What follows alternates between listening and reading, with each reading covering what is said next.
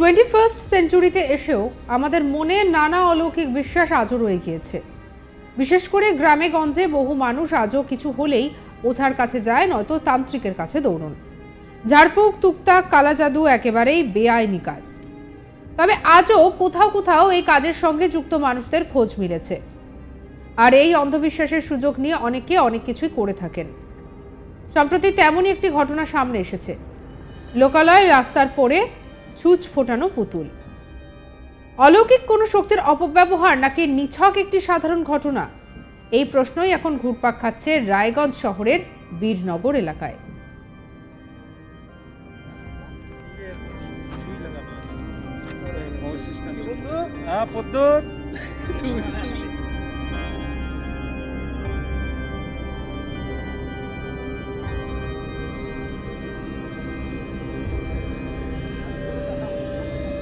স্থানীয় সূত্রে খবর, শুক্রবার তিনমাথা মোড়ে শম্পা সরকারের বাড়ির সামনে তিনটি লাল রঙের ছোট ছোট পুতুল পড়ে থাকতে দেখা যায়।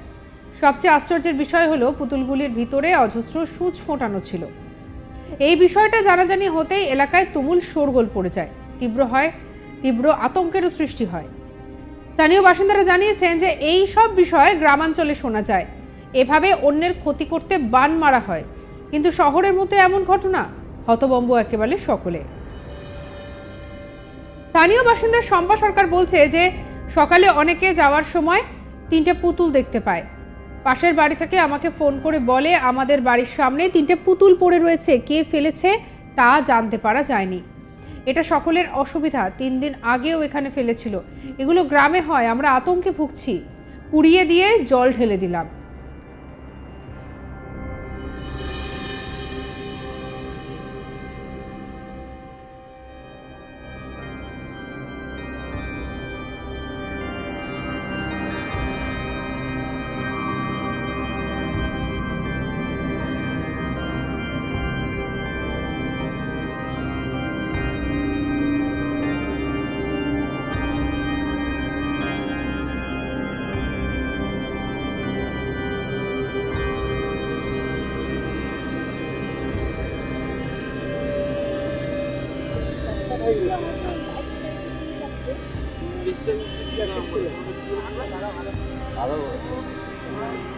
আচ্ছা কাজই হচ্ছে, কাজ হচ্ছে।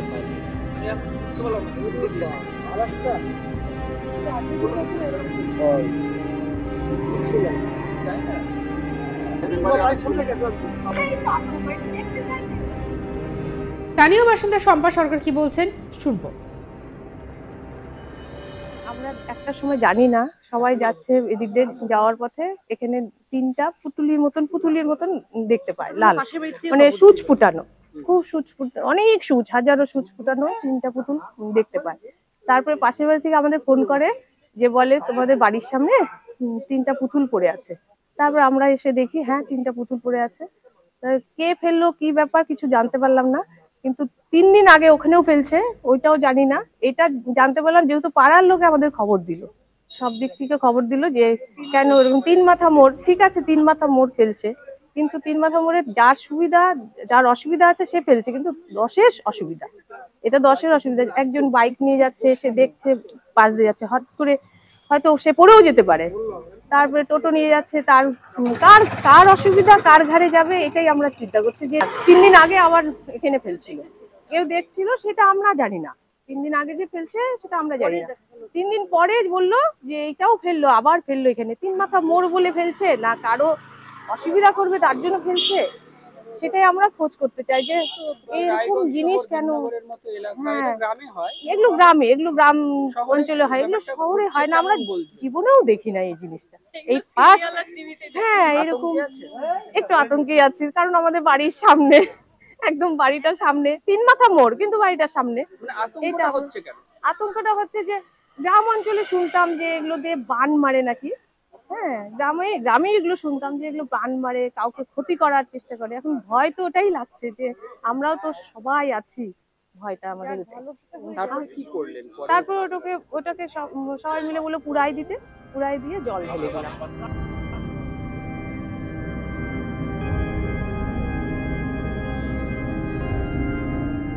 অন্যদিকে স্থানীয় বাসিন্দা প্রদীপ কুমার সরকার বলছেন যে আমার স্ত্রী বলল লাল রঙের কাপড় দেওয়া পড়ে রয়েছে। আমি প্রথমে বিশ্বাস করিনি, আমি এসব কুসংস্কার বলেই মনে করি। কি বলেছেন তিনি শুনব। এখানে আমার ওয়াইফ বলল, তো আমি তো বাড়িতে ছিলাম, আমার ওয়াইফ বললো যে এরকম একটা লাল কাপড় দেওয়া, একটা সুই বেঁধানো। তো আমার মনে হয় যে এটা আর পাড়ার কিছু ছেলে পেলে বা কিছু ওই বোরা বললো যে এরকম যে এটা কি বান মেরেছে। তা আমি এগুলো বিশ্বাস করি না।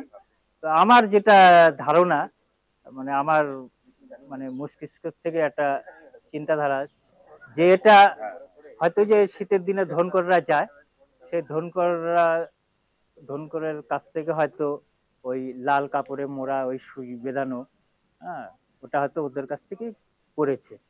এটা আমার ধারণা। তো আমি এগুলো কুসংস্কার মনে করি। এগুলো আজকালকার দিনে বিজ্ঞানের ক্ষেত্রে এগুলো হয় না। খবর পেয়ে সেখানে ছুটে যান পশ্চিমবঙ্গ বিজ্ঞান মঞ্চের প্রতিনিধিরা। সংস্থার কার্যকরী সভাপতি অনিরুদ্ধ সিনহা জানিয়েছেন আতঙ্কের কোনো কারণ নেই, এটি একটি নিছকই কোনো সাধারণ ঘটনা।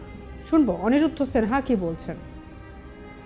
কালকে সন্ধ্যাবেলায় সাংবাদিক মারফত খবর পাই যে এখানে কিছু কাপড়ের কিছু পুতুল জাতীয় এবং তার মধ্যে সূচ ফোটানো কিছু বস্তু এখানে পড়ে আছে। সেটা নিয়ে এলাকাবাসী এবং আশেপাশে বাড়ির মধ্যে আতঙ্ক যে এর মধ্যে জাদুটোনা বা হচ্ছে বান মারা ইত্যাদি কোনো বিষয় আছে কিনা। কিন্তু কালকে যে সময় খবর পাই সেই সময় আসা আমাদের পক্ষে সম্ভব ছিল। তো আজকে ভোরবেলা এসছি, আমরা সকালবেলা এসছি এবং এই একটি জিনিস আমি কুড়িয়ে পেলাম, বাকি নাকি পুড়িয়ে ফেলা হয়েছে। সবার সামনেই এটা আমি খুলে দেখলাম, এর মধ্যে কিছুই নেই, এই যে দেখছেন কিছু নেই। আর এই 4টে সূচ এখানে বিঁধে ছিল। এলাকাবাসী যার একজনের বাড়ির সামনে পড়েছিল তার বক্তব্য হচ্ছে ধনকরদের থেকেও পড়তেও পারে। এখন শীতের সময় ধনকরদের থেকেও পড়তে পারে, মেবি অর নট মেবি। কেউ আতঙ্কিত হয়ে আছে সে বিষয়ে কি আমি আপনাকে এইটুকু বলছি যে আপনাদের মাধ্যমে এলাকাবাসীর কাছে এইটা বলতে চাইছি যে এর মধ্যে আতঙ্কের কোনো কারণ নেই।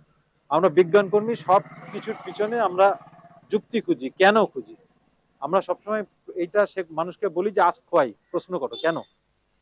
তো এটার মাধ্যমে যদি কিছু থাকতো, কারো আশঙ্কা ছিল যে এখানে বড়শি আছে, অন্য কিছু থাকতে পারে, যদি থাকতো শিকড় বাকড় থাকতে পারে, এই সমস্ত আশঙ্কা ছিল। আমরা খুলে দেখলাম কিছু নেই। যদি থাকতো, আমি এইটুকু নিশ্চিত করতে চাই আপনাদের মাধ্যমে যে এতে কারো লাভও হবে না, যার বাড়ির সামনে পড়ে আছে তারও কখনো ক্ষতি হবে না। এটা হতে পারে না। আমি নিজেই এটা কুড়িয়ে তুললাম, হাতে নিয়ে ঘুরলাম। এলাকাবাসী, আমারই বন্ধু পত্নী বলছেন দাদা আপনার ভয় লাগছে না? আমরা এগুলো ভয় পাই না, দীর্ঘকাল থেকে জিনিস করে এসছি। আমি এ পর্যন্ত হচ্ছে এর মধ্যে অন্য কোনো অলৌকিক ব্যাপার, বান বা ইত্যাদি এগুলো আমরা দেখিনি। দেখুন, এগুলোর পিছনে কালকেও আমি সাংবাদিকদের বলেছি যে ওভার টেলিফোন, আজকেও বলছি সেটা হচ্ছে যে এগুলোর পিছনে কোনো অসৎ উদ্দেশ্য থাকতে পারে।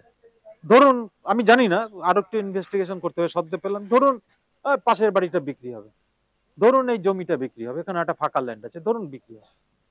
এবার জমির দামটা যাতে কমানো যায়, বা অন্যান্য অনেক বিষয় থাকতে পারে, আরো অন্য পারিবারিক বিষয় থাকতে পারে, কাউকে আতঙ্কগ্রস্ত করে তোলা, এগুলো থাকতে পারে।